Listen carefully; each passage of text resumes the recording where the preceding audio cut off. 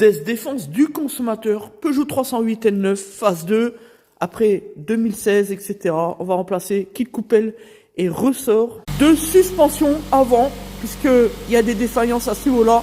On va déposer, démonter, regarder tout ça. On commence par dégarnir le dessus,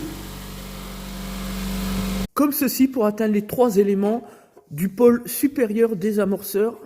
Bon, les 3 points de fixation, c'est les petites vis de 13. Ensuite, on écarte légèrement le contre-plateau, rien d'extraordinaire. Et on passe au-dessous. Ce qui nous ramène ici au ressort cassé, on le voit, il est pendant sur le pôle, juste ici. Voilà, donc on va remplacer tout ça. La tôle de maintien ici, du flexible de frein, la barre, la billette de barre stable ici. Et c'est parti, on décroche. Et on arrive sur l'amorceur, regardez un petit peu la cassure ici. On a un ressort qui s'écarte, qui se décale et qui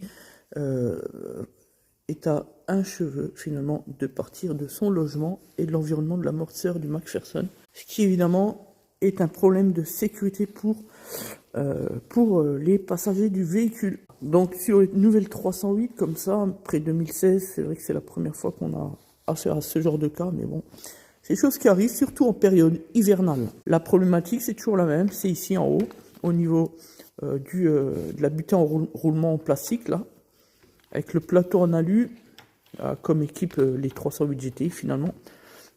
Et finalement, on a la graisse qui part, le roulement qui part en vrille, avec les petites billes, tout ça, ça casse, ça coince, ça bloque. Et forcément, on a un espèce de tangage entre le haut et le bas du ressort, ça finit par céder. Ici, aujourd'hui, c'est ici vers le bas que ça se passe, tout simplement. Confirmé ici et ici. Opération terminée. Le client nous a mandaté également pour la révision constructeur, puisque c'est le moment, c'est l'heure. Affichage de la petite clé avec le petit compte à rebours au tableau de bord. C'est parti, on intervient.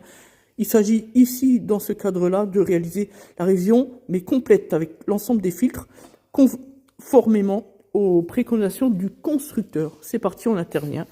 Le client nous a donné son accord à l'appui du tarif qui a été celui qu'on lui a soumis. Voilà. Et par ailleurs, on lui a même fait une petite remise. L'objectif pour nous, c'est entretenir de bonnes relations avec un client qui nous confie son auto et ses autos même depuis un très long moment.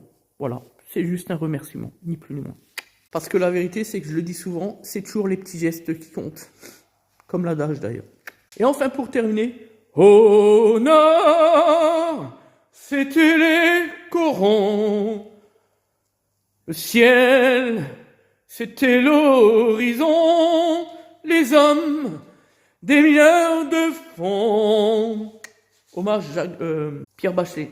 Non, non, non, non, non, non, non, non, non.